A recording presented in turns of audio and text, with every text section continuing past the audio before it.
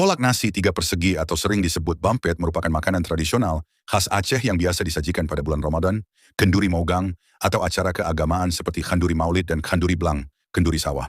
Berbeda dengan kolak pada umumnya yang menggunakan bahan utama ubi, pisang, atau labu, kolak bumpet menggunakan nasi yang dibentuk seperti persegi 3 lapis, 3 persegi.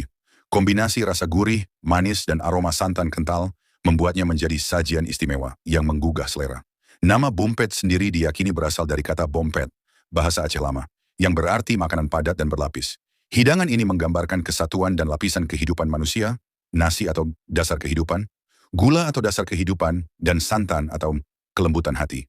Biasanya disajikan untuk tamu kehormatan atau dibagikan kepada masyarakat dalam kenduri bersama. Kolak nasi 3 persegi atau bampet bukan sekadar makanan, tetapi warisan budaya Aceh yang mencerminkan nilai kebersamaan, kesederhanaan, dan rasa syukur. Rasanya yang khas, perpaduan manis, gurih dan lembut, menjadikannya simbol keharmonisan antara rasa dan tradisi.